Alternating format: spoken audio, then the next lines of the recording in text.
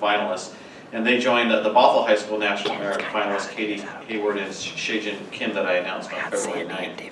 Finalists are chosen on the strength of their PSAT scores, placing them in the top 15% of all students nationwide who took the PSAT. And as finalists, these students have the opportunity to apply for merit scholarships to further their education beyond high school. We are continuing to monitor the progress of the 2016 legislative session as it approaches its scheduled ending on March 10th. Both houses have passed the McCleary plan-to-plan bill, and it now awaits the governor's signature. It'll be interesting to see if that plan satisfies the state Supreme Court's ongoing contempt order for not having a clear plan, or whether the court will demand further action or impose additional sanctions. The plan commits the legislature to addressing the full McCleary ruling, including school districts on constitutional over-reliance on local levy funding for basic education purposes by the end of the 2017 session, which will be upon us before we know it. The updated revenue forecast showed a softening of revenue growth and a reduced revenue projection of over $400 million in the next biennium. And that is a potential problem for the legislature because they are required to show a 4-year balanced budget projection. So the reduced revenue forecast may make it a challenge for them to show that 4-year balanced budget. And they may have to resort to some budgetary gimmicks or potentially make some difficult decisions that haven't been the hallmark of this short session in an election year. The House released their supplemental budget proposal yesterday, which included over $200 million in new K-12 funding. The Senate is anticipated to release their supplemental budget tomorrow, which is not expected to include much, if any, additional K-12 funding. And legislation to address the levy cliff and teacher substitute shortages remain active and hopefully will be taken up affirmatively by the end of the session. On February 10th, I had the pleasure of meeting with the Arrowhead Elementary Student Council and their advisor, Jen Rudko. Students have been meeting with other leaders, such as Kenmore Mayor David Baker. They had a number of great questions about leadership in general, the role of the superintendent, and they read my bio online, so they wanted to know what it was like growing up with 8 older brothers and 3 older sisters. So it was had a ton of fun with those kids. February 10th, later in the evening, attended the College and Career Readiness Open House, which was very well attended with the North Shore Performing Arts Center near full during the general session. I thoroughly enjoyed the keynote speaker, Daniel Asadeki, who spoke of his journey completing 50 jobs in 50 states. It's what you do when you're unemployed, I guess. He carried a great message about perseverance, risk-taking, and thinking outside of the box. So special thanks to our Director of Career and College Readiness, Damon Schuneman, and our career and technical education teachers and the students who were there to showcase their programs and share the wide range of opportunities available to our students across our secondary schools. On February 11th, I attended the North Shore Schools Foundation board meeting, and Director Kogan was there with me. He was also at the Career and College Readiness Night.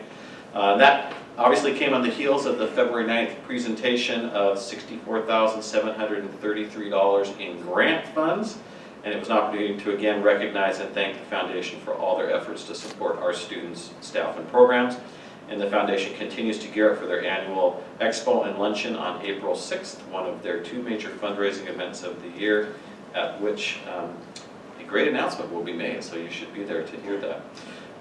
February 18th, participated in the roundtable conversation with Representative Susan Delbene, along with Directors Cass, Kogan, and Smith. Always appreciate Representative Delbene's continued outreach to school districts in this region and her support for the reauthorization of the Elementary Secondary Education Act, and her interest in our hopes, thoughts, and concerns about the new Every Student Succeeds Act. I do want to acknowledge and thank Director Hayes for, even though she wasn't there for the meeting, but did the yeoman's work behind the scenes to put it all together. The focus of the conversation was on the new ESSA Act, and it was a wide-ranging conversation about implementation issues, accountability, the proper role and scope of standardized testing, and a shift away from the negative and unproductive aspects of No Child Left Behind. And representatives from the Riverview, Lake Stevens, Everett, and Monroe school districts joined us, as well as representatives from University of Washington, Bothell, and Cascadia. And finally, on last Friday, the 19th, I hosted the Riverview School District Superintendent and their Director of Capital Projects and Technology on a tour of North Creek High School. They are contemplating their next round of capital projects in their district, so they are gathering ideas from current school construction projects and they were universally impressed and amazed by North Creek and how the design, the layout, and the features of the school are being utilized to support an instructional vision around 21st century skills, technology infusion, and project-based learning. The construction at North Creek continues to proceed smoothly and rapidly, and Dr. McDowell remains a gracious and generous host with his time and the many groups who are seeking tours of North Creek. So I'm sure he has to feel burdened by all of that, but he is just extremely willing to accommodate virtually anybody who asks for some time there. That's it. Thank you, Superintendent Francois. Next up on the agenda are association and public comments. The North Shore School District Board of Directors has set aside a period of up to 60 minutes to receive updates and comments from association leaders and citizens from our community. The board expects speakers to address matters related to district operations, policies, procedures, and agenda items under consideration by the board. Comments should not make reference to any employee or representative of the district by name or by identifiable reference. Board meetings are not the appropriate setting for personnel complaints. If interested, there is a complaint process available through the Office of the Superintendent. Please note that because of the public governance process, the board may ask clarifying questions regarding topics not on the meeting's agenda, but will likely defer discussion to a future meeting. If warranted, in order for staff to prepare any necessary background information for board members to review and for the discussion item to be included on a published agenda for the benefit of any other parties who may have interest in the subject. Alternatively, a district employee or board member may respond to individuals offering public comment at a later date if warranted to do so. When addressing the board, please state your name clearly for our records. Please limit your comments to 3 minutes. There's a timer that will sound when your time has expired. We thank you for your participation in the governance process. Are there any association leaders wishing to address the board?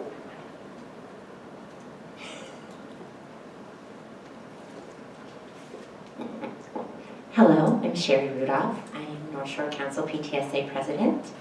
Welcome back from our break. It's kind of that third quarter, like where people are kind of growing weary. Sometimes I think we're feeling the growing pains now, ready for the transition. Just in talking to volunteers and some of the board leaders, and just to maybe I want to encourage you as other also volunteers.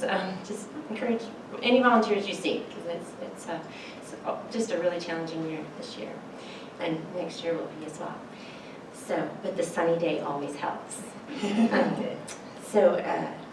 We do have a week from tonight at Woodinville High School the College Savings Program. Those are two North Shore parents that are financial advisors, just coming to answer all kinds of questions for parents of all ages of kids. So, looking forward to that. And we also decided, thank you to Director Hayes, she wrote us a wonderful letter for Outstanding Local PTA. It's an award that we apply to Washington State PTA. You know, as our board member Cindy Jensen likes to say, we really only have to compete against ourselves because we do get compliments all the time on what a great relationship we have with the district, and it is just always so great working with you all. And I got to experience that again because I got to go through all of my emails, because she's like, forward me every single email that you have sent to. So I got to do that over the break.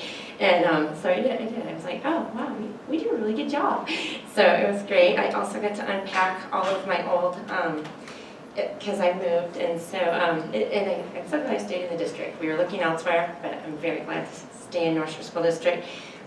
Finding all kinds of things, and I actually do have to show you. My parents were both teachers. I think this is from 1975. It's a bond and levy, vote yes, pin. I was like, why did I save this? I'm pretty sure I probably wanted to be a veterinarian or whatever. I never would have thought I would be doing this, but since I was a TV producer before this life. But just a reminder, and going through all my kids' stuff of their school work from North Shore School, it was a great reminder of all that we do and who we do it for. Thank you. Thank you very much, Sherry. All right, so then, so you were being polite. You were being polite. Hi, my name is Carmen Gazan with the North Shore Schools Foundation, and I just found a penny on the floor in here. I am a money magnet. That's all I have to say. Okay. But I'm serious. Who finds pennies in here? I just, again, need to add a lot of zeros to that. But I'm here today because I'm really excited. As you know, the luncheon is coming, and that's a big deal for us, but it's also a big deal for us because it's a place to showcase some pretty amazing things. And so today I got the results, and we were able to make an announcement of who our Innovative Educator of the Year is going to be. So I wanted to share a little bit. Is that okay? Because it says I can't say anybody by name, but the whole thing I can. I think for an award purposes. All right, just hold on. I was talking about something different, so go ahead. Okay, thank you. So we have decided that Deborah Fullerton, who is a 31-year veteran teacher from Moreland, will be our third Innovation in Education Award winner. We are so very excited about it. She is a teacher who has just done everything that she can to involve the community in her classroom. She teaches 6th grade. She has 3 grants that she's gotten from the foundation over the past decade, one of which is still in action. It's an indoor growing lab that, you know, kids can see plant life all year long. But what is really, it's really great what she's done for us, and we love her being in our circle. But what's really amazing is when you see her resume. I think that, you know, as a district, we really do say all of our teachers are great, and truly all of our teachers are great, and it's fun to be able to go, let's look at this one. She works with Kenmore Arts Foundation, Eagle Scouts, King County Library, Northwest Harvest, Friends of Youth, Nature Vision, Generation On, Senior Center. I didn't even know about some of these things, but it's like, oh my gosh, so that her kids can have interactive leadership and science curriculum enhancement. She is a National Board Certified Teacher with endorsements in early childhood, computer science, elementary ed, instructional tech, and mathematics, with a specialty in working with gifted students. She is acknowledged as a WABS STEM Fellow, an NSD Math Fellow, and she's on the NSD Next Generation Standards Committee. So we are thrilled. She is going to be one of the speakers at the luncheon. We're going to be working to find some students from North Shore Junior or Kenmore Junior to introduce her. So I'm just really excited, wanted you to know about it. And if you're new to the board, our previous recipients of this award are Pat McHugh from Bothell High School and Robert Morgan from SAS. So thank you. Thank you very much, Carmen. Great, okay. Any other associations? All right, and we have for public comment, Nancy Chamberlain.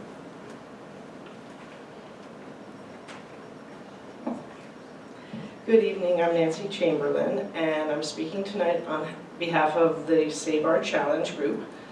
Members of the community were invited by Save Our Challenge to share their thoughts on the middle school academic models at a community brainstorming session on February 9th at McMenamins.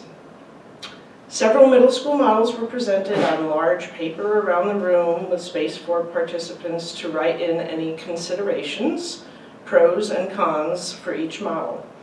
Participants were also given the opportunity to do value voting for each model, for ones that they thought would work in our district and ones that they didn't think were good fits for our district.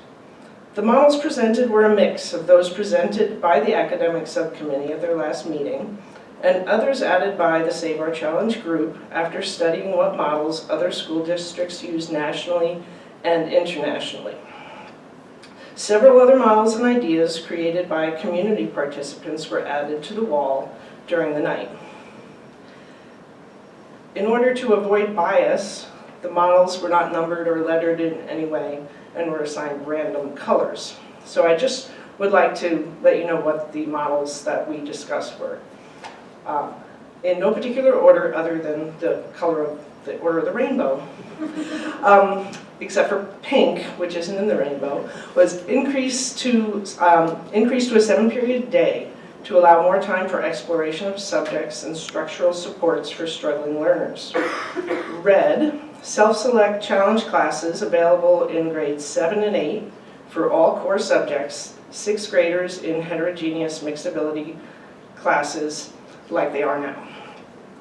Orange, challenge classes available in grades 6 to 8 in all core subjects for students who qualify without self-selection. Green, heterogeneous mixed ability classrooms in all core subjects. No separate challenge classes, challenge curriculum with differentiation for all classes, and no opting out. Blue, self-select challenge classes available in grades 6 through 8 for all core subjects. Purple, create choice schools that focus on various areas of interest. Brown, multi-age ability-based classrooms in all core subjects. Gray, separate classes for students who struggle. And black, larger class sizes for challenge and smaller class sizes for general ed. Save Our Challenge will be compiling best practice data from other middle schools, data from our own school district, and community feedback from this community meeting, and any feedback that was sent to our email address or our website. And we will be presenting all of that in a proposal to you in the very near future. Stay tuned. I wanted to clarify because I wasn't sure I understood it. Okay, And did you make us? I did not make a copy because you'll be getting it soon. So what you're saying is that in the community group, you guys explored all these different Yeah, options we had that big you paper looked all at, around the room, you know, sticky paper on the wall, yeah. and these are all the options Yeah, that I you think saw that was in the 1, 2, 3, 4, 5, 6, 7, 8, 9. across the nation, all the options that you guys saw as viable that matched our district is what I heard you say. Am I right or wrong? We looked outside our area, in our area, outside of our district, other parts of the country, other countries for models. So we had all those, and then some people there expanded on them or made suggestions of their own. Okay. So you weren't making, like you said, a value statement on any of them? So after That's what I'm everyone had a chance for about an hour to write what they thought the considerations would be for each plan, and then the pros and cons, we gave them green stickers and red stickers so they could value vote on what they thought would work and what they didn't think would work. And when we present our paper to you, you'll have the counts. Okay. Anyone else? That's what I was trying to get. Okay. That's what I mean. All right, thank you. All right, thanks, Nancy. Right. Next up on our agenda is the consent agenda. Is there a motion to approve? So moved. Second. Okay, any questions? I don't know. So I wanted to thank you for the change of the language in the board protocol. Just wanted to mention that. I appreciated that and it sounded good to me, and I know it's part of the consent, but I wanted to acknowledge your hard work on that and the board's hard work on that. Thanks, and Larry was really helpful too, actually. And Larry's hard work on all of our hard work. You're very welcome. Want to give, since David is participating on conference call, I want to make sure I give him an opportunity, if he can hear us. David, can you hear by any chance? Can you say that again, please? Any questions, David? No, I'm a consent agenda, thank you. All right, thank you. All right, seeing no questions, I'll call for a vote. Just point of order, do we have to do a voice vote for David? No, he is logged in. Oh, sweet. Yeah, How do you do that? he has his laptop, he logged in. I So think we're- there's this And this is a internet test, thing. it worked, his vote came through. That is cool. That is great, actually. Success, yay. Thank you for setting that up. It showed up, David. All right. Yes. Yes, and so the- Voted. Just want to make sure. So the consent agenda passes unanimously thanks to technology. Next item on the agenda is an action item, number 10, core curriculum material for high school English language arts, engineering, and food science. Is there a motion to approve? So moved. Second? Any questions, discussion points?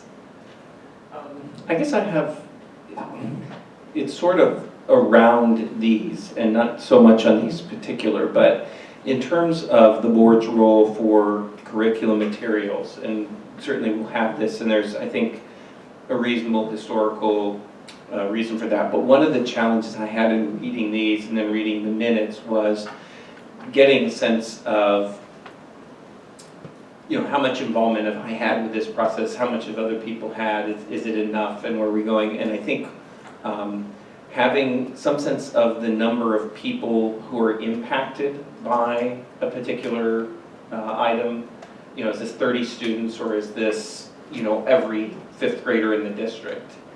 To get some sense of that, and then just the number of people that have been involved in it. So we just get the information, it's gone through the process, but just to make sure, and I know that there's deliberations on it, but certain things, like if we were going to change our third grade reading curriculum, that's very different than a single book in a single class at a single high school. And I guess just trying to get some sense of that. So they give us the amount with the cost per classroom. That's how you can figure out I'll expand on that a little bit while Sandy's showing. The first year when you're on the board, you're trying to gather all this information, and now that I've been on here 2 years, now I'm trying to understand some other things that I might not have been quite as aware of before. So my question on this is and it might go along with Ken's here, is what is the purpose, the role of the board in approving these curriculums? And I'm sure there's a background to that, but I'm specifically asking this because what I see when I get my sheet is I see the name of the book, the cost, but I don't have any description for the book or any other information. So sometimes I feel like I don't know what I'm approving, and I know there's a vetting process, but I'm not quite sure what my role is. And does that make sense? Or what our role is? So, by law, the elected school board of a school district is charged with determining and approving the curriculum that is used in the school district. So it's part of your legal authority and your legal role as board members to approve curriculum. So yes, what you get here in ESB for board meetings are summaries, and on our main vehicle for providing kind of the background information on the materials and the processes that they've gone through in the discussion are the CMAC minutes. So that's our Curriculum Materials Adoption Committee, which is our process for bringing curriculum materials, core and supplemental, forward for board consideration. I'm sorry, because I had thought that this was something that the board before, kind of Ken and David and I and Amy actually got on, had made a decision, so maybe I was incorrect about that. So that made a decision that they wanted to be part of the approval process, but maybe that was some legal change that happened during that board's time. The board has always approved Okay. curriculum in the district. The CMAC process has been with us for about 7 or 8 years, so that was a new process of bringing curriculum materials forward. And that has, parent reps on it. We advertise for those positions and such. So it's a good process. The board does have the final say and authority, but as with so many things in the district, it's actually staff and other people who are doing the legwork, and then you're just getting the final recommendations. But again, the board did want to have more information in the past, and that's when we started making sure that they received the CMAC minutes in advance of any items showing up on a board agenda. Is there any way, just when we get that sheet, and I don't know if everybody agrees with this, that we just have a brief summary of the, because it's hard to maybe remember from 1 minute to the next, like just a brief, obviously principles of engineering, but there's a couple in here, like 50 essays, for example. Is there any way just to get a brief? Would it be helpful to find a way of taking the minutes just so, because the minutes do have a very good summary and discussion of the points? You know how we usually get, like in our board packet from past board briefings, we'll kind of get the same documents. So I just didn't know. I didn't know if other people were feeling like they needed more information with the board packet. I didn't necessarily feel like I needed more information. It was just kind of confirming the scale and then the participation in it. So if someone was concerned about a particular element of, say, 50 essays, how would that make sure that it had been, duly noted through the process and that it was there? And during the campaign, that this question had come up and educated myself a little bit on that. So I just wanted to make sure that, but the Director Hayes had just shown me how we can kind of estimate where and the number of people that are involved in that. So, and I guess my question, just from a outreach perspective, is the time the board would hear concerns would either be in the minutes, or if someone had an indigestion or concerns, they would come to public comments, and that's the way that would work. Okay. Thank you. That was And we just- also maintain on our website a searchable inventory of all approved curriculum. So if somebody, I don't know how often it's accessed, but if somebody has an interest in seeing what has been approved for use in the district, there is a method of being able to determine that. Okay, so thank you. So, and I know we have an active motion, and so I just wanted to have that brief general discussion about the curriculum approval process. Absolutely. So I am done with that part of the thing. So going back to the motion. Any other questions or points of discussion? David, do you have any question on the curriculum adoption? I do not, thank you. All right, hearing no more questions, I'm going to call for a vote.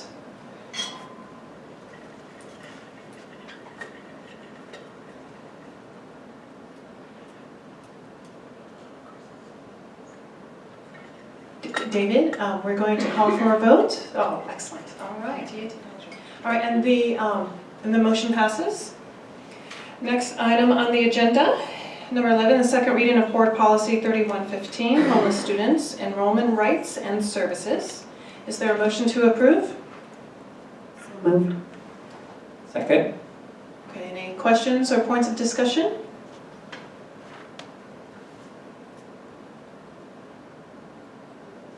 No more questions? Okay. David, any questions? No questions, thank you. Great, I'd like to call for a vote.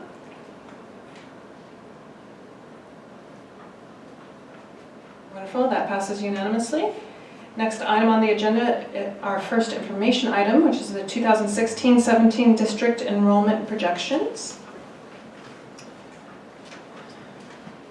So these,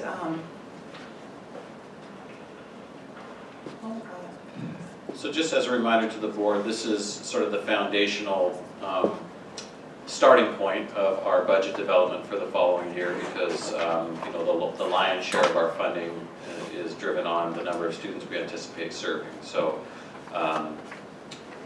this is a critical milestone for us in the budget development process because it defines the box of resources that we anticipate building the budget around in the coming year. We're continuing to budget conservatively. As you may notice if you've looked at budget status reports the last few years, our actual enrollment has tended to be tracking above our budgeted enrollment, which is good. We don't want to be the other way because then we've committed resources that we're not likely not to have budget receive revenues for. So we're continuing to apply a 0.5% contingency as a buffer in the budget and then build contingency capacity into the budget so that if we actually have stronger than anticipated enrollment, we have the budgetary authority to hire the necessary staff. So I'm sure Lydia or Chris could answer any other questions you might have. Well, and I guess just the question was for this next year because the kindergarten model is changing from a full day, which was tuition, and the half day. So that would be, I think, the number that would be the most difficult to predict. Yes, I believe the numbers have been projected on the plan that the board approved. Correct, Chris? Yes. So we get an additional half FTE for the full day kindergarten. So we've, based on the number of classrooms that we've projected for a full day kindergarten, we've increased that by 0.5 for each of those students. And just the number that will access our kindergarten, I think, is the demographer has updated that number that was used during the planning process. I guess that's just the concern is that there's variability in that number, and we've projected in a way that kind of saves ourselves with the worse or not as good case scenarios. So I think for planning purposes for classrooms, we've over-projected. For budget, we have conservatively projected. Correct. Safely. I just had a question. I noticed that I noticed that this year that the senior class was 100 less than last year's class, and that seemed to be a lot larger attrition rate than previous years. You lose FTE for Running Start and some of those special programs when the kids go off. So we're counting those separately. Yeah, it just seemed like a larger number. So yeah, your senior class is definitely the lowest going out and then the new kids coming in. So you have a lot of growth just because of the low 12th grade numbers and the high kindergartners coming in the first grade numbers. So these are FTE, so when you do have running start, or you tend to have more part-time students, perhaps in their senior year because they've accumulated enough credits to not need to take a full schedule. So probably the better number to look at would be the head count number, and then factoring in running start too, because again, running start is primarily for juniors and seniors, and so if those students are full-time running start, they're not going to show as an FTE here. And that's a choice that many students make.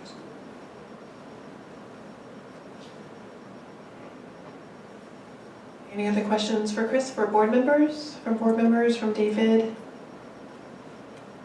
No, thank you. No? All right, great, thank you, Chris.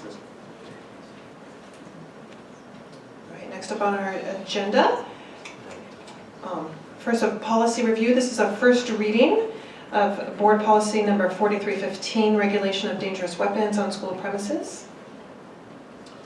And just as a reminder to the board, this was in the briefing, but this was an outgrowth of our recent consolidated program review, where the reviewers from OSPI asked us to make sure that this particular policy contained the full menu of language that was already existed in our student rights and responsibilities, but they wanted to see it in both places.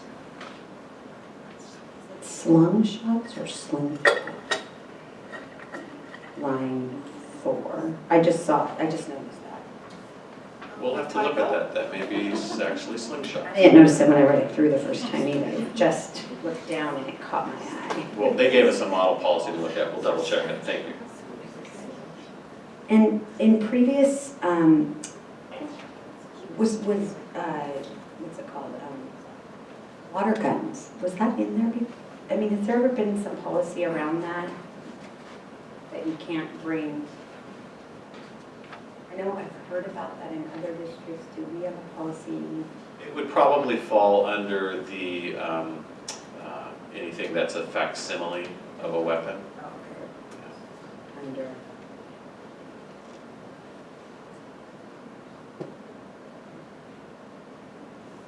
So I was curious, what is school, so it says persons engaged in military, law enforcement, or school district security activities. They're not people within our districts that have. Some districts do have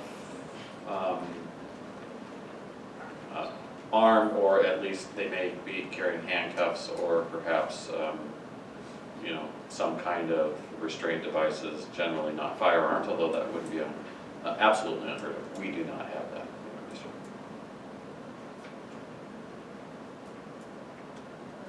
We just had a school used as a training exercise last week, right? Our schools was used by the Bothell City Police. Yes, we did.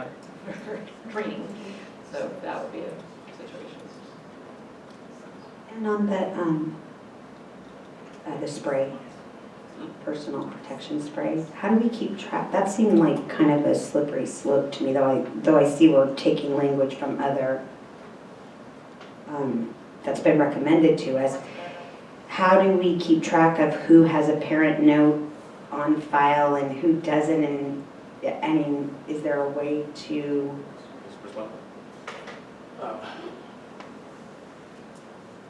Well, there is a way. We have kids who have pepper spray, they must have a rationale for it, first of all. They come in, they give it to the principal or the secretary at the front desk, and they pick it up when they go home. But they have to have a reason for really having Pepper it. spray. Pepper spray, Oh, so correct. they can't carry it around? They can't carry it around the building, no, they cannot. Should we say that? Because I did not get that from reading this, by the way. Right. I got like they could carry it around the school, that's why I started questioning like. how No, do because we we've had know? incidents where it's actually gone off. Yeah, no, I hear you, but I didn't, taking from this policy, to me, it made it sound like they could carry it around the school, We don't allow them to carry it around. which is good to know. Yeah. So I don't know if we need added language in there to make that more clear, or it just wasn't clear to me.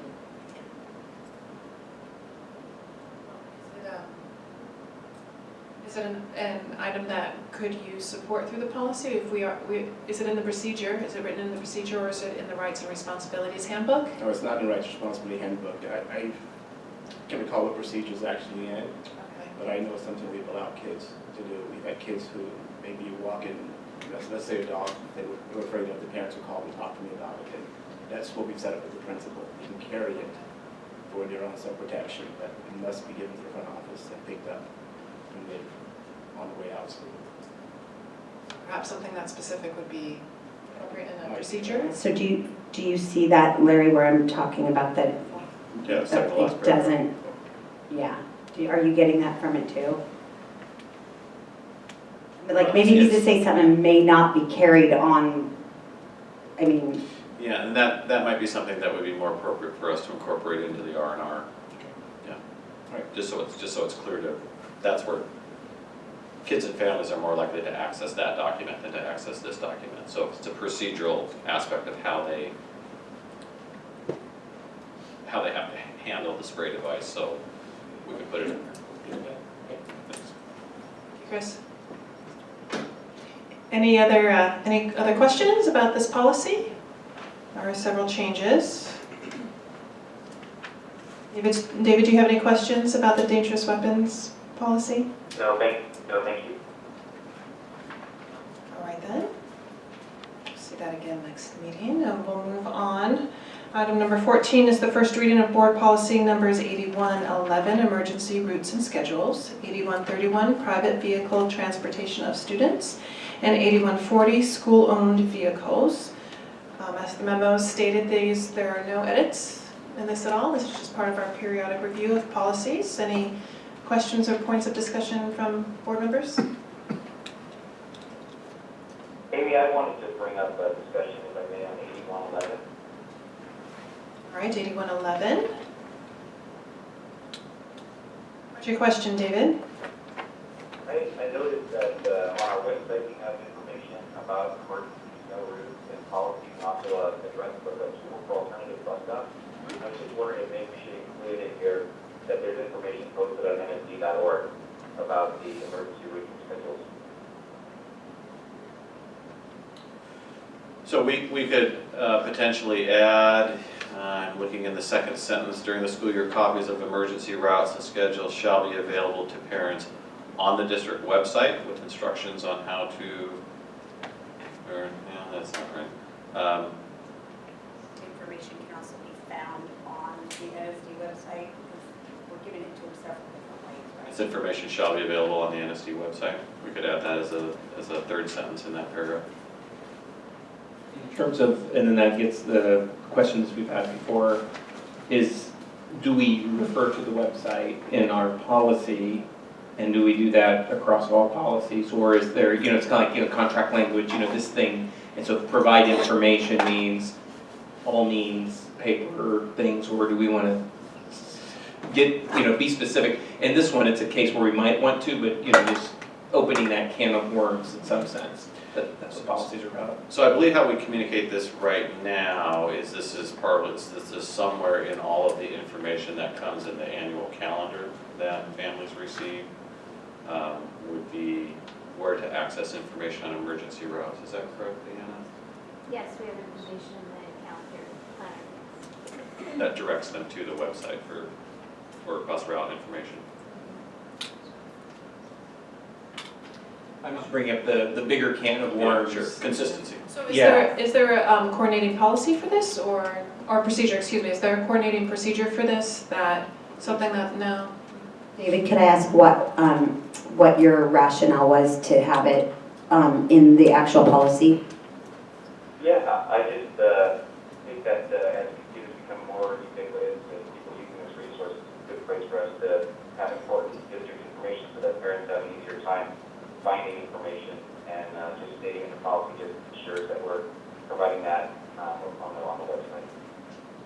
So then that just, and I'm glad you asked the clarification that was made. So then the question is, not everyone has a internet or website, but most people have access to mobile devices. And so something can be on a website, but that can't be accessed by a mobile device. And so, again, this is the quagmire you get, but especially for this information, should be available online in multiple formats, including mobile devices.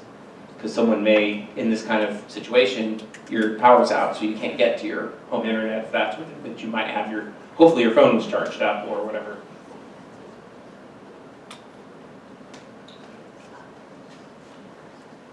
So it seems to be the clarification request is making sure it's available to parents regardless of their accessibility to computers. Do I hear, perhaps that's something for administration to think about? Am I understanding the question? I think it's something to wrestle with. Yeah, I don't know what the right language is. Yeah, what I'm hearing you say, David, is that you want to make sure that it's in the policy, that you would like it to be in the policy so that as a district, we make sure to get this information out in the most accessible form that is available to individual family members.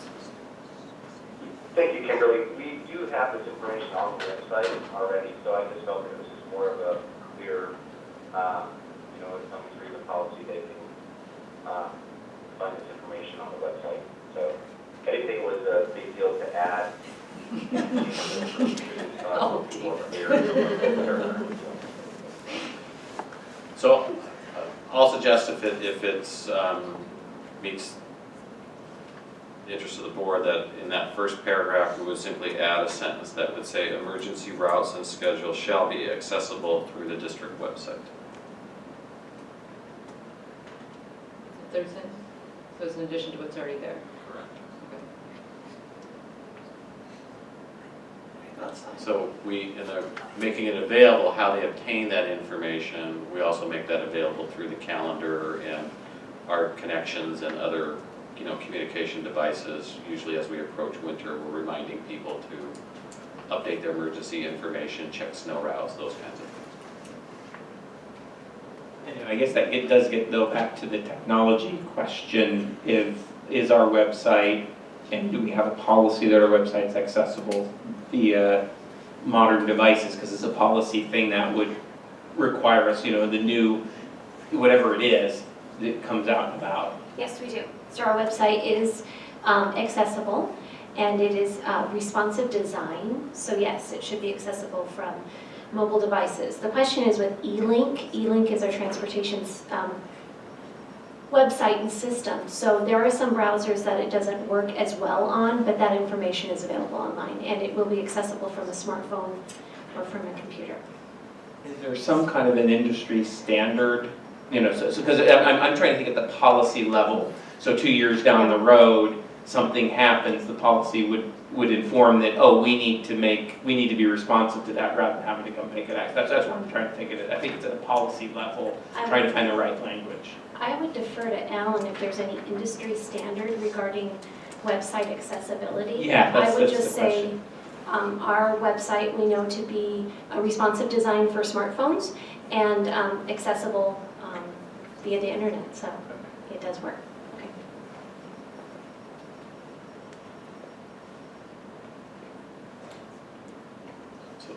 So I We'll add that sentence and bring that back. We'll bring it back and we'll look at it next meeting. Sound good? Sure. So there's 2 other policies in there. Any discussion on the other policies before we move on? All right, hearing none, we'll move on to the, let me just double check with David. Just double check it. Any other questions on the transportation policies, David? Not on the other two, thank you. Wonderful, thanks. Okay, so next up on the agenda, under board reports and communications, are new business items. Do any board members have any topics to bring up? I don't have 6. Do you have more of them? Less, of course less. So I just wanted to make sure, I have 3 that relate to finance/audit committee. And they've been brought up before. I just kind of want to track where and when they are. And I do thank you for putting the board planner. So I had pulled that up. And so one of the ones is the impact fees. And we received thankfully, appreciate in the board briefing, a memo on impact fees dated February 10th, and that said, in the first bullet point, that we're not legally eligible to collect impact fees. And so that doesn't make sense to me. And so trying to find out and to get more detail, and I know that there's the plan next Monday to meet with Kenmore City Council. The joint meeting and impact fees is on that agenda, although I have not yet seen the attachment that is there. So to be able to have that conversation and to where, what are the action items that the board can take to make us eligible to make that feasible, and what are, and that's not clear to me, because we didn't have enough classrooms for kindergarten. Sounds like we're full, but we're not legally eligible, so it's not adding up in my mind, and to try and come up with a resolution. And people in the community, I know the city of Bothell, there have been communications there about how to do that. So to me, that's an unresolved item that doesn't make sense. Can I just, I had a conversation with the city council member that kind of gave me an aha moment over why this is perhaps creating confusion in the community, is that cities have different rules around impact fees than school districts. So we have a number of city council members on all 3 city councils that are confused because they see themselves being able to collect impact fees and then kind of do this, well, why can't you? We have a different law that applies to us than cities, which makes sense because cities have growth and economic issues that they need to think about. I fortunately have not been given this authority, because otherwise I would just say no growth and we're good, thank you very much. So I think that's the philosophy behind it. In terms of what can we do about it, there was a bill last year in the session. Representative Paulette was one of the co-sponsors on it, to change the impact fee law so that it wasn't a district-wide parameter, but rather than local. And it didn't get anywhere. So it's a state law, and that's really where we need to be putting our attention, is to get Representative Paulette and I would say Representative Stanford would be another really great person, get them to bring that back. There's other districts that this is an issue for, we're not the only one. Yeah, but that doesn't, that's useful if we get, if the law becomes easier, but I don't believe the law currently disallows us. It's just that there's choices we haven't yet made as a district that would make us eligible. Can you give me a such as, Ken? I don't know. That's what I don't understand. I don't understand why, when we don't have space in our buildings, and we have people building houses coming into our district for which we would, do. That's what the law is there for. Right. And so if it's legal relief, that's fine. But it doesn't make sense how a law that's designed to tax development, we can't use to tax development. I'm trying to find the there's classroom space at Sunrise, and there's classroom space at Eastridge, and so we're not full. Even though we're not driving anybody for an hour from Fernwood so they can go to Sunrise, but in the state's mind, we're not full. So even in the but in the kindergarten, we didn't have space for the kindergarten. But we do at those schools. My understanding is also that the Growth Management Act wouldn't change our eligibility because of policy changes, such as full-day kindergarten and class size reduction. Is that correct? That is correct. Yes. It's growth, and what we have to be able to show is district-wide capacity deficit at each grade level. So not just kindergarten, it's elementary and soon to be middle school and high school. So we have to show a deficit computed across the 6 years in our capital facility plan at a certain grade level, meaning those grade levels combined, in order to attain eligibility by law. So then the question I have is, what would be the policy decision? So would the district have to close one of the elementary schools in order to be able to collect impact fees? Dear God. I'm just asking, that's the question, because it doesn't make sense. No, I know, just don't say that out loud. Some of us date back to Not last closing week. it out. There's ramifications of policy choices, and that's what I'm trying to understand, is what policy choices, because we're not collecting impact fees. It's a fair amount of money, and to try and understand those decisions, whether they're prior decisions, whether they've been our decisions or other people's decisions, to get that clarified.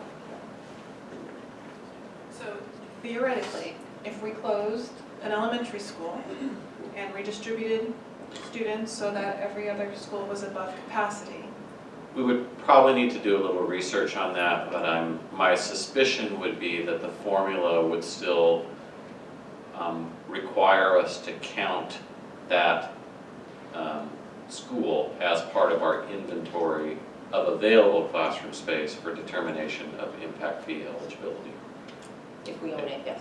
if we continue to own it, yeah. And I guess I would also just want to suggest that even in a prior life of mine where you did collect impact fees, while helpful, can also be relatively modest in the grand scheme of things. So for example, if you had an impact fee that was $3,000 and you had 100 developments or 100 homes subject to the impact fee, you'd have $300,000. Well, that's affordable, maybe two. So you need to sort of put the scale of them, and that's where I think some of the community discussion around this gets a little confused, as I believe people think that impact fees can pay for large-scale development entirely of new schools, and that's simply not correct and never would be correct. The formula isn't intended or organized or structured to be able to provide those kinds of dollars. And that actually the law doesn't allow us to rely solely on impact fees for New construction. The other, I think, maybe helpful perspective might be to realize that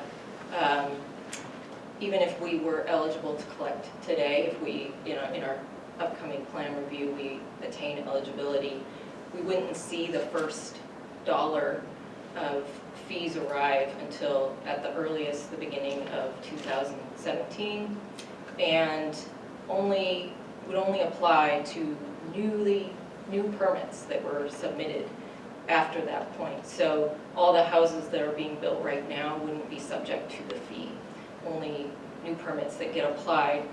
The other important piece might be to know that even for new developments that might apply for permit after that point, the developers don't pay the fee until the house is sold.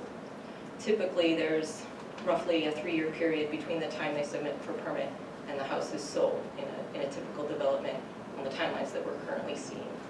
So it would be quite a period of years before those monies were able to accumulate to any sizable amount.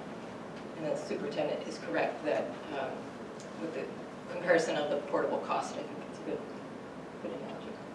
analogy. And something, a policy change like full-day kindergarten or K-3 class size reduction doesn't move the needle, because the needle has to be moved not by the policy change, the needle has to be moved by influx of new students driven by new development. That's right. so let me understand this. This is a growth management act. Either it's part of it or associated with it. It's totally independent of any class size, class ratio. It's not linked. So if K-3 class sizes, K-12 class sizes, it doesn't change the ratio for, I didn't actually realize that, it doesn't change the ratio for how we have to calculate how full our buildings are.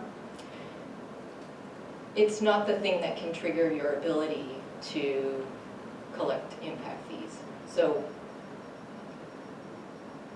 the law requires that it be related to growth, which class size reduction isn't. It's just a shift in. So is a better way to say it, Karen, if our standard says 24 students per classroom, and that's how we calculate our utilization. If class size reduction, say, goes to 20 students per classroom, we may still show a deficit of classrooms because of that policy change, but the formula forces us to look beyond that to say, how many new students have moved in because of new development? Right, And what's the deficit they've added? right. Not what the deficit is that the policy change has added. Right, and part of the challenge would be, even if you used that deficit as, to run the formula to figure out what your rate would be, you have to have a construction project in the area of those developments to use in the required portions of the formula, and class size reduction wouldn't give you that, necessarily give you that. And still circle those back factors. to what's the new development and what's the enrollment being generated out of that development. Right. So, Director Hayes is correct, there was, so kind of circling back to the question of what can the board do, I think what the board can do is advocate in the legislative process for the bill that was introduced last year, which would allow districts to subdivide themselves into regions and then calculate eligibility for impact fees within that region rather than looking at their entire district-wide capacity. That would help us tremendously. The north end of our district as a region, under that scenario, would likely generate eligibility to collect impact fees for newly permitted development, of which we anticipate there'll still be some newly permitted development coming online up there. As you might imagine, the development community, that is a very powerful lobby in Olympia, fights that vigorously.